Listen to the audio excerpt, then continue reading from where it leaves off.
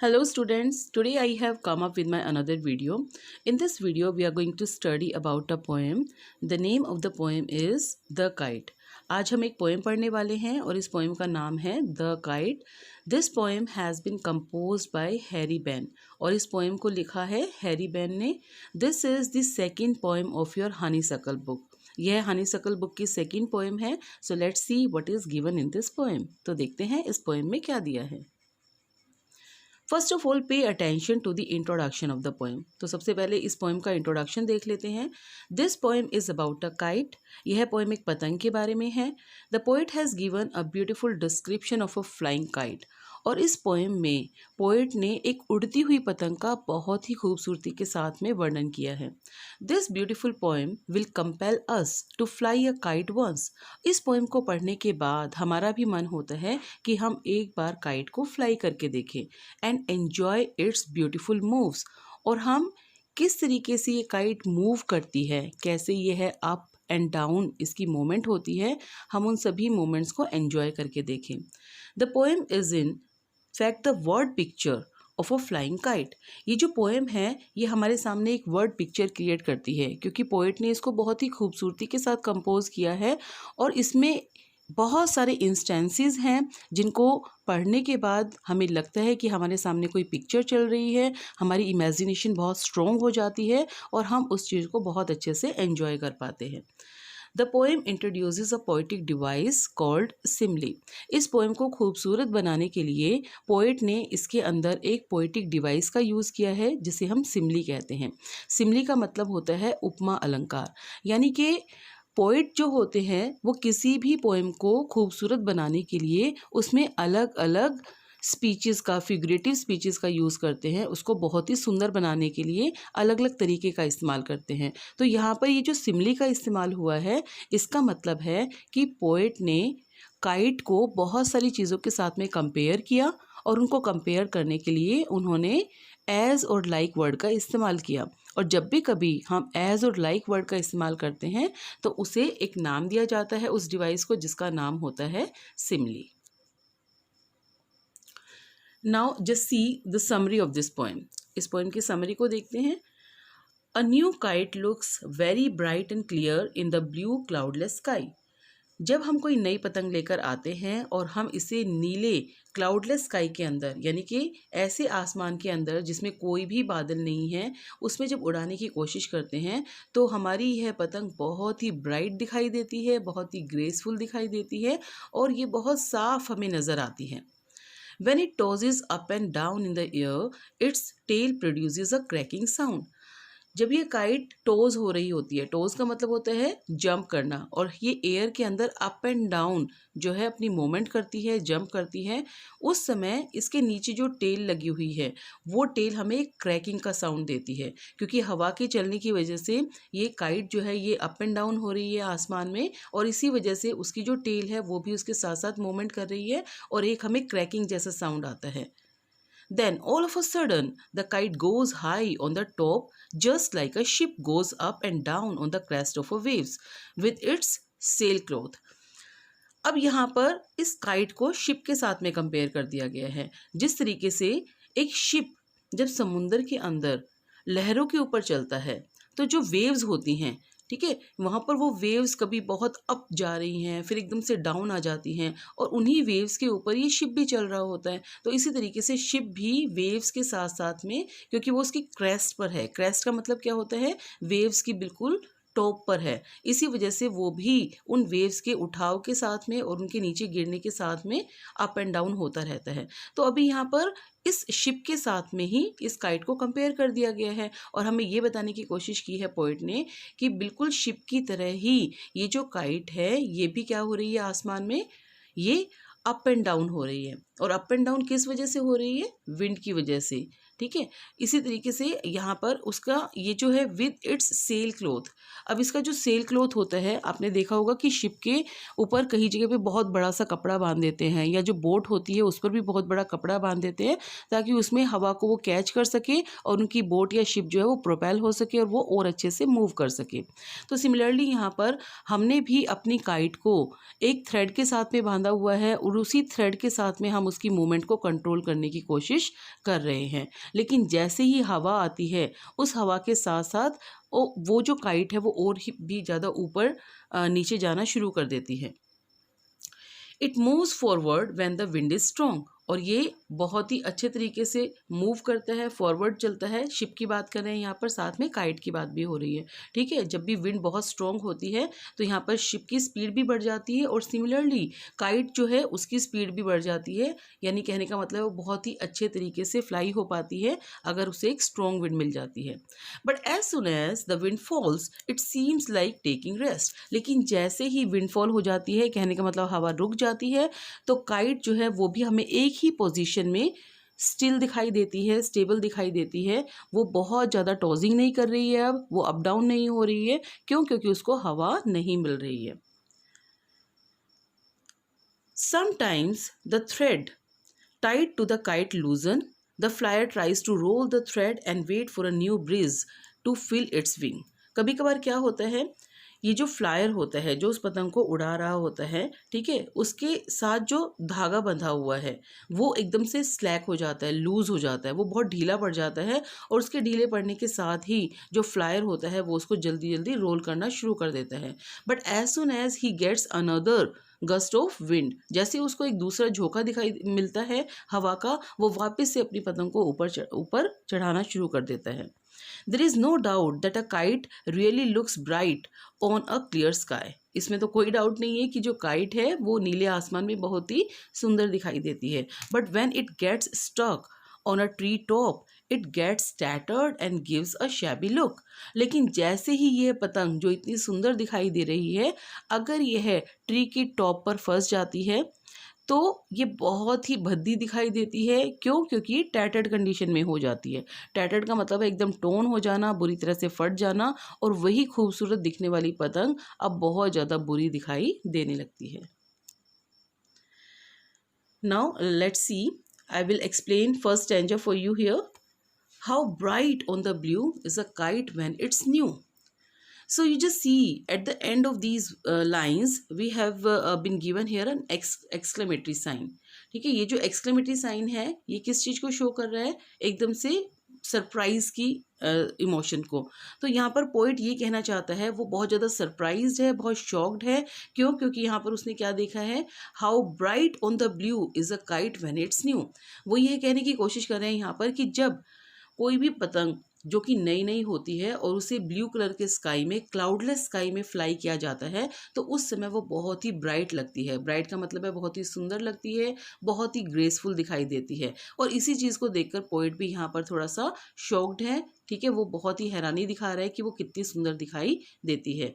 With a dive and a dip it snaps its tail, जिस तरीके से एक डाइवर होता है, पानी में जंप लगाने वाला होता है, ठीक है, और वो किस तरीके से उसके दोनों के दोनों मूवमेंट शामिल होते हैं, उसमें फोर्स भी होता है और उसके अंदर एक सॉफ्टनेस भी होती है। तो इसी तरीके से हमारी जो काइट है वो पूरे नीले आसमान में दोनों ही मूवमेंट के साथ में फ्लाई करती है। कभी उसमें एकदम से हम लोग को फोर्स लगानी पड़ती है क्योंकि यहाँ पर जो फ्लायर है वो उसके स्ट्रिंग को पुल करता है, या फिर कभी कभार उसको लूज छोड़ना पड़ता है। तो उसी तरीके से वो पतंग भी हमें डिप करती हुई दिखाई देती है। सो डाइव एंड डिप बेसिकली क्या होता है यहाँ पर, डाइव एंड डिप जो है to go into water with a force and softness together. लेकिन यहाँ पर पतंग किसी वाटर से कोई कनेक्शन नहीं है, सिर्फ एक कंपैरिजन किया गया है, ये बताने की कोशिश की गई है कि जिस तरीके से पानी में डाइव और डिप किया जाता है, फोर्सफुली भी, फोर्स के साथ में भी एंटर होते हैं और बहुत ही सॉफ्टनेस के साथ में कैसे एक स्विमर जो होता है वो स्विमिंग करता है। इसी तरीके से यहाँ पर जो हमारी पतंग है वो भी आसमान में डाइव और डिप कर रही है। It snaps its tail, it snaps its tail का मतलब यहाँ पर क्या है कि उस पतंग के नीचे जो भी टेल लगी हुई है वो एक क्रैकिंग का साउंड देती है। स्नैप का मतलब यहाँ पर क्या है, एकदम एक क्रैकिंग जैसे साउंड देना। और ये साउंड कब आती है, जब आप पतंग को हम मूवमेंट कराते हैं, उसको अप एंड डाउन उसको जब मूवमेंट कराई जाती है या हवा के साथ में जो वो ऊपर नीचे होती है तो उसकी टेल भी साथ में इधर उधर हो रही है और उसकी टेल से एक आवाज़ आती है जिसको हम क्रैकिंग साउंड बोलते हैं। Here we can see word meanings. यहाँ पे वर्ड मीनिंग्स दिए हुए हैं। ब्राइट, ब्राइट का मतलब है beautiful and graceful. Blue, blue का मतलब है, वैसे तो ब्लू एक कलर होता है बट यहाँ पर हम बात कर रहे हैं ब्लू कलर के एकदम क्लियर स्काई की। Dive and a dip, dive and a dip का मतलब वही है, अभी मैंने आपको बताया था कि पानी में एकदम से एक फोर्स के साथ जाना और फिर बहुत ही सॉफ्टली स्विमिंग करना। Snaps, snaps here means to make a sharp और क्रैकिंग साउंड, एकदम से बड़ी ही शार्प सी आवाज़ आना, एकदम किसी क्रैकिंग होने की आवाज़ आना, ठीक है, टूटने जैसी आवाज़ आना। लेकिन यहाँ पर ये आवाज़ कहाँ से आती है, जब भी कभी इसकी जो टेल है, काइट की जो टेल है, ये हवा के साथ में जब इधर उधर मूवमेंट करती है तो ये क्रैकिंग का साउंड देती है। Now stanza number 2, let's see what is given here. Then soars like a ship with only a sail, as over tides of wind it rides। तो यहाँ पर फिर से कंपैरिजन कर दिया गया है और ये कंपैरिजन किसके साथ में किया गया है, काइट का शिप के साथ में, ठीक है। लाइक अ शिप, एक शिप की तरह से है और सोर्स का मतलब है फ्लाई हाई। आपने देखा होगा कि किस तरीके से एक शिप जब टाइड्स के ऊपर, टाइड्स का मतलब क्या होता है, waves, rising and falling waves, उनके ऊपर जब वो शिप चल रहा होता है तो जैसे ही वेव ऊपर की तरफ जाती है, ऊपर राइज होती है, तो शिप जो कि उसकी टॉप पर है, उस लहरों, उन लहरों के बिल्कुल ऊपर जो चल रहा होता है, तो वो भी एकदम से लहरों के तेज उठाव आने के साथ में वो ऊपर जाता है और जैसे ही वेव जो है वो नीचे फॉल होती है तो यहाँ पर शिप भी जो है वो उसी के साथ साथ चलता है। तो शिप को यहाँ पर कंपेयर किया गया काइट के साथ में और काइट के साथ में भी बिल्कुल वैसा ही हो रहा है, ठीक है। काइट भी जो है it goes high up in the sky, ठीक है, जैसे ही हवा आती है तो हवा के साथ में ये बिल्कुल ऊपर जाते हैं और उसके बाद में ये जो काइट है ये वापस से नीचे आ जाती है। Climbs to the crest of a gust and pulls then seems to rest as wind fall. तो यहाँ पर ये बोला गया है climbs to the crest, crest here means top, top of a mountain, top of a हिल।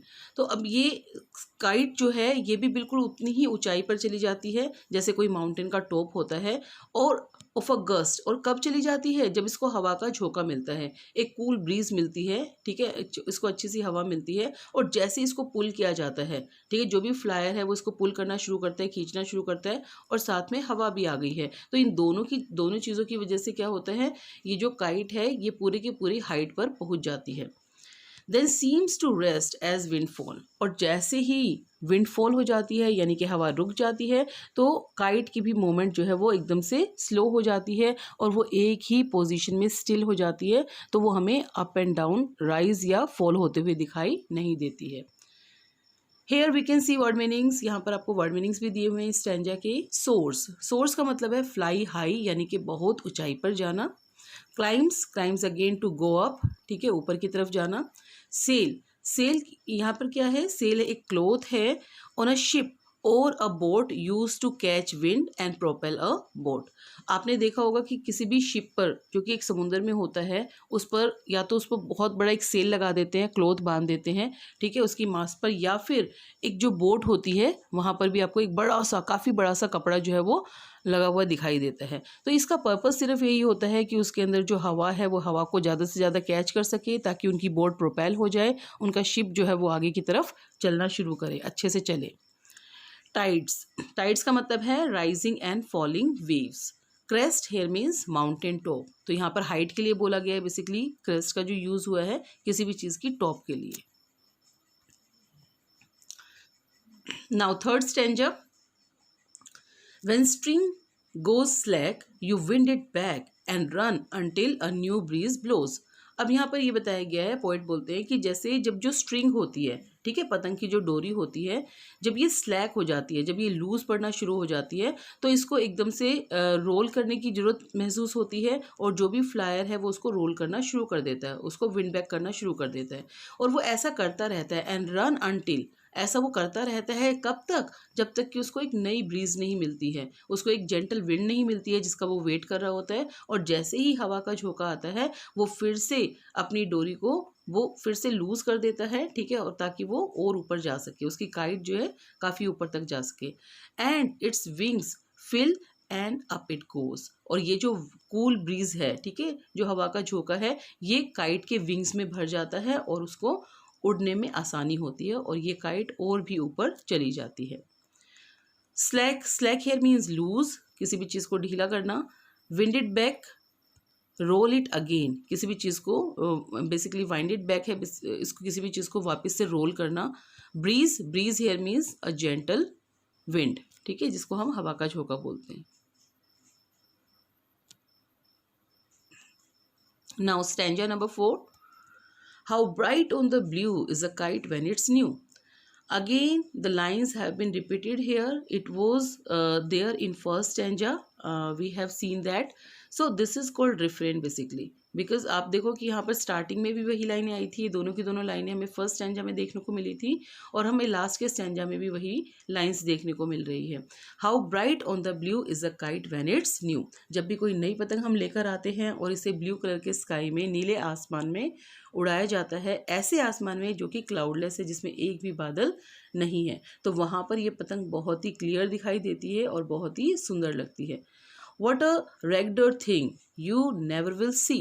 लेकिन यही पतंग रेगडर बन जाती है। रेगडर का मतलब होता है एकदम से ख़राब हालत में हो जाती है, फट जाती है, टैटर्ड या टोर्न हो जाती है। When it flaps on a string in the top of a tree। कब हो जाती है इसकी ऐसी हालत? जब आप इसको देखते हो that it is hanging, it is flapping on the top of the tree, ठीक है, इसकी डोरी भी वहाँ पर फंसी हुई है, इसका धागा भी वहाँ पर फंसा हुआ है और ये एक पेड़ के ऊपर स्टक हो गई है, वहाँ पर फंस गई है। और जैसे ही फ्लायर इसको छुड़ाने की कोशिश करता है, उसके चक्कर में ये फट जाती है और ये फटी हुई पतंग बहुत ही शैबी लुक देती है, बहुत गंदी लगती है, बहुत ही भद्दी लगती है। So this was the explanation of this poem. I have discussed all the 4 stanzas here. मैंने चारों के चारों स्टैंजाज आपको यहाँ पर एक्सप्लेन कर दिए हैं अलॉन्ग विद वर्ड मीनिंग्स।